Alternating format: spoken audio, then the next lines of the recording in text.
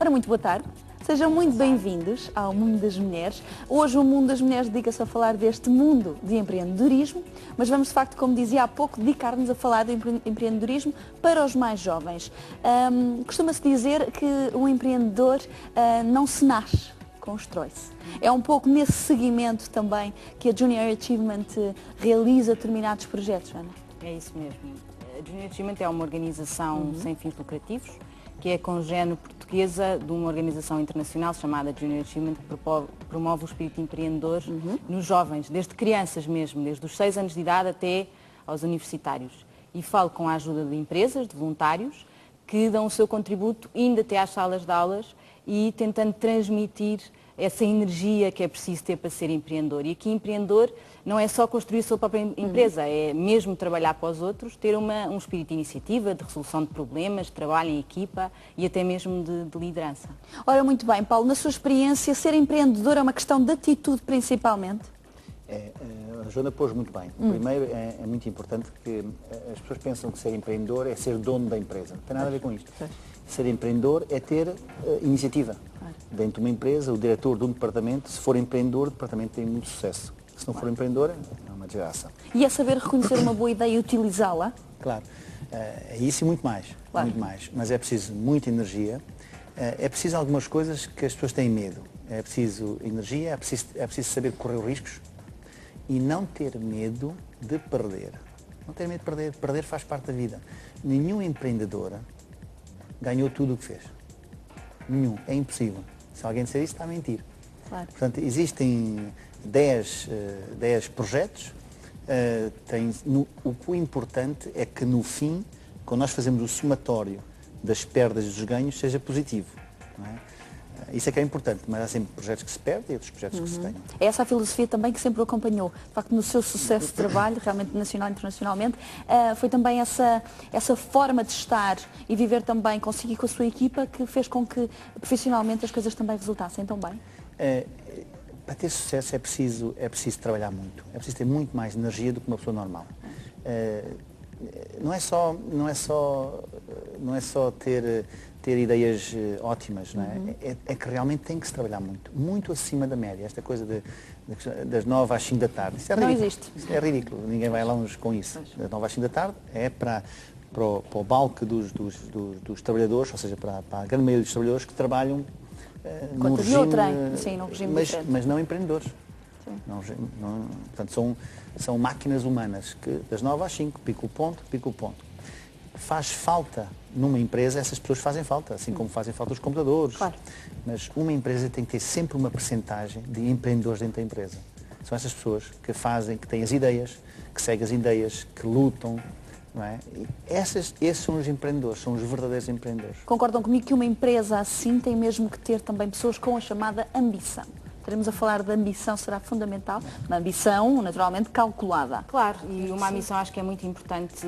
Um dos exercícios que nós fazemos todos os nossos programas são exercícios, não é? No fundo, que pretendem que estas capacidades se desenvolvam. E um dos exercícios que nós fazemos para alunos mais velhos é dar-lhes a oportunidade durante o ano letivo eles criarem a sua própria empresa.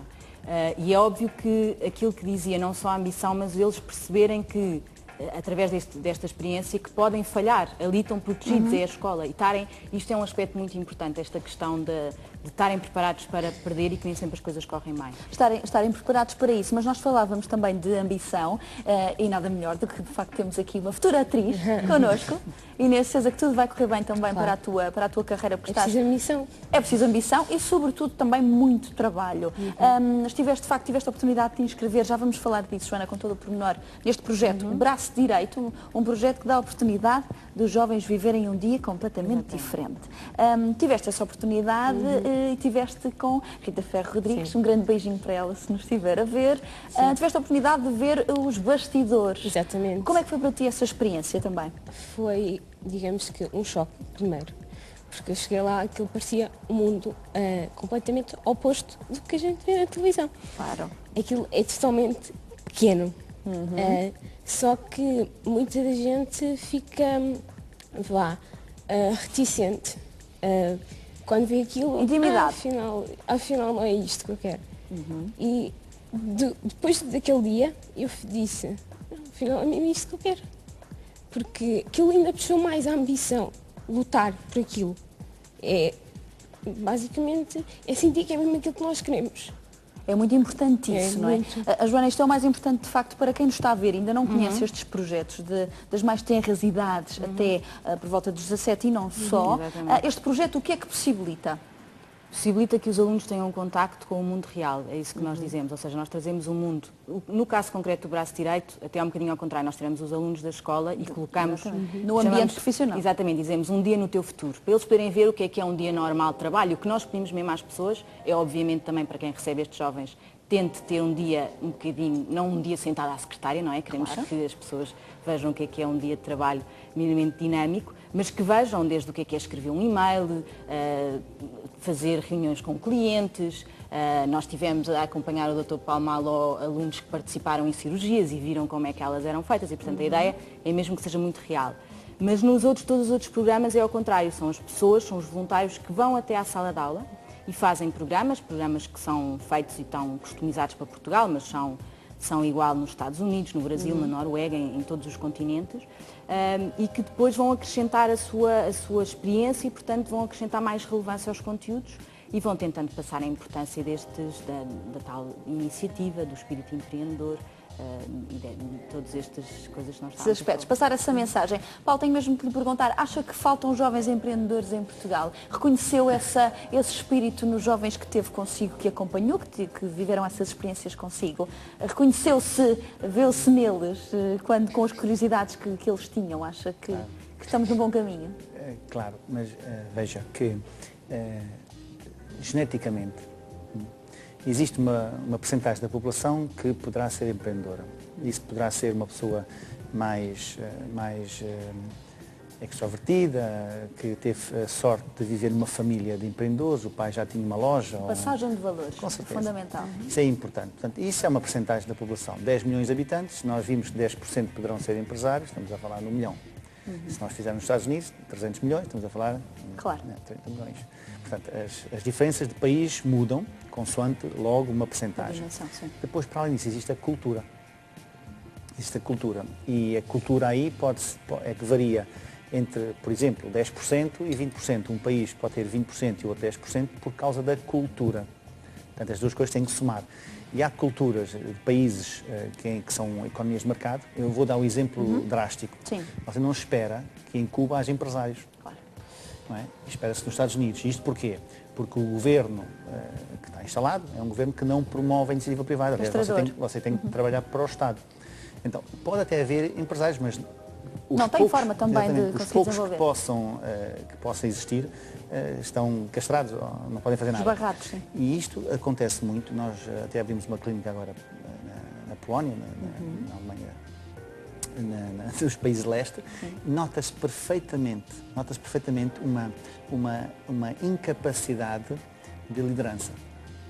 Nos países leste, nós tivemos clínica em Moscou também, há uma incapacidade de liderança. Não estão habituados a liderar. Não estão habituados. Estão habituados a executar. A serem comandados. Não é?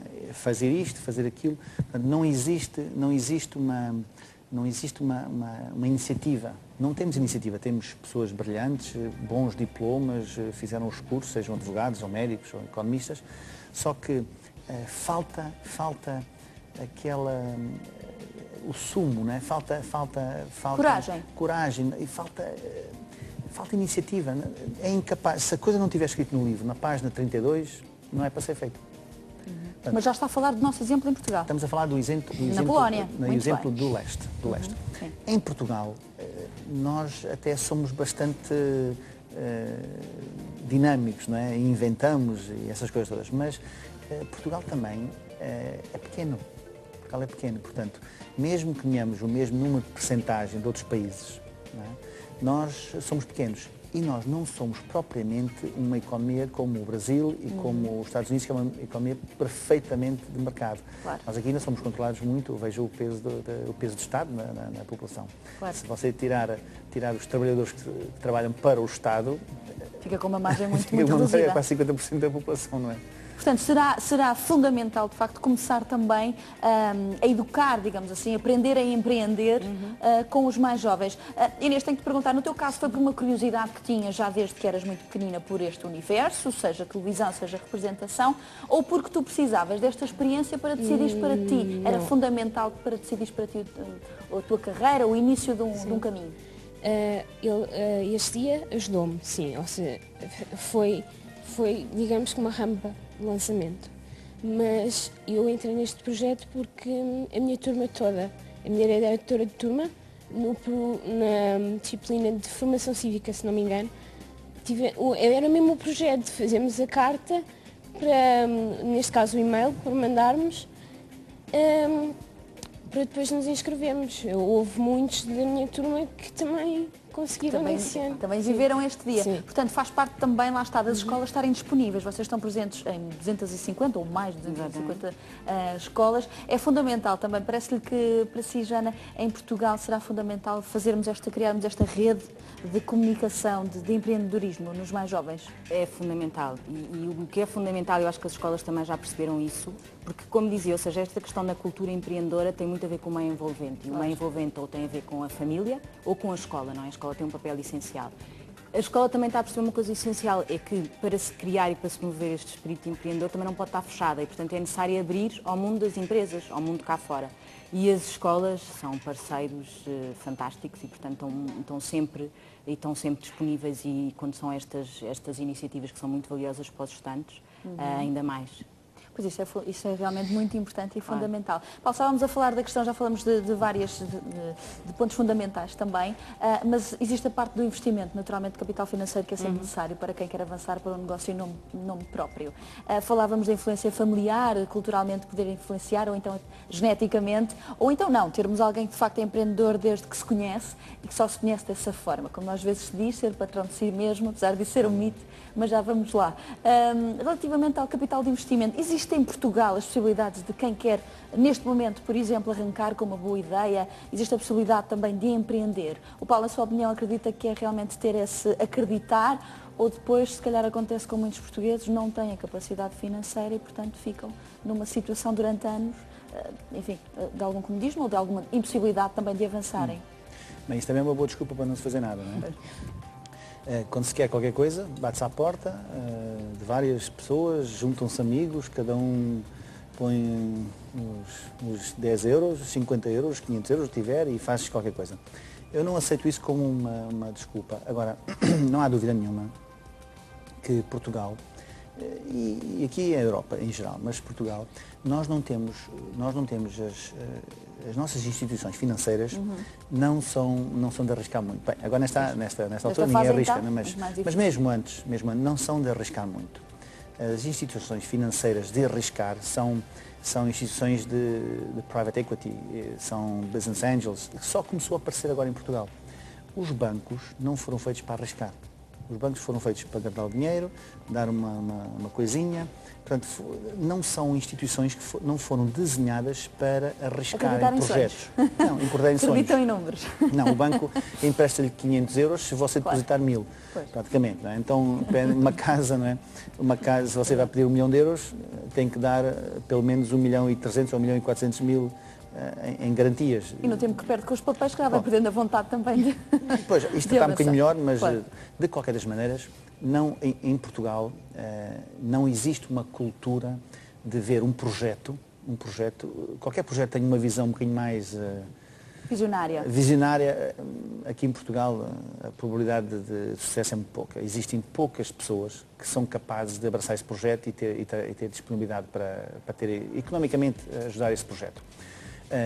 Nos Estados Unidos é mais fácil, porque existe esta tradição, existe vários exemplos de coisas completamente lunáticas que viraram coisas espetaculares, a Microsoft, a Google, coisas assim do género que nunca havia na cabeça de ninguém. Claro. Em Portugal nós não temos essa visão, mas isso não é desculpa para não se fazer as coisas. Ponto final, não é desculpa. Até porque uma coisa depois puxa a outra, né? Você veja que neste momento já começa a haver os business angels, já começam a ver, qualquer banco já tem os seus private equities, não é? No entanto, infelizmente, a pessoa à frente do private equity que está ligada aos bancos não tem uma visão tão grande, não é? Tem uma visão mais de, como se costuma dizer, de guarda-livros, não é? E então guarda o dinheiro e não... Mas isto, aos poucos e poucos, as coisas vão andando. Características fundamentais no perfil do empreendedor. Tem que ser, de facto, essa pessoa, como o Paulo dizia há bocadinho, alguém, Joana, na sua opinião, alguém que sabe motivar as pessoas, que se conhece muito bem, que sabe, de facto, como é que há de contornar as situações, os obstáculos, ser um líder? Sem dúvida, até porque normalmente um empreendedor, nesta questão de criar a sua própria empresa, muitas vezes começa sozinho. E, portanto, antes tem que ter muito automotivação, porque os obstáculos são muitos. Isto é em primeiro lugar. Depois, eu acho que claramente tem que saber construir sobre qualquer coisa que muitas vezes é adversa. Isso é fundamental. E, obviamente, acho que aqui concordo, a partir do momento em que começa a ganhar alguma escala, tem que encontrar uma equipa que ele próprio também seja capaz de motivar. Isso é fundamental. Existem muitos mitos em relação a este empreendedor, não é? Há bocadinho eu falava disso, Paulo, que é realmente muitas pessoas pensam que empreendedor, quem tem o seu próprio negócio, é patrão de si mesmo. Se calhar ainda acaba por ter muito mais trabalho e responsabilidades. Quem é empreendedor e patrão, geralmente deve muito mais dinheiro do que devia antes de fazer as coisas. O patrão das empresas geralmente são os bancos. Mas, é verdade. Mas deixe-me aqui só acrescentar uma coisa que a Joana disse que é extremamente importante, que é o seguinte. Para ser empreendedor, a primeira coisa que tem que se fazer tem que saber daquele negócio como quase ninguém no mundo sabe. Tem que Isso ser. Precisa do quê? Pesquisa, precisa realmente focalização. Eu não me vou meter num negócio de venda de sapatos que eu não percebo nada, não é? Claro.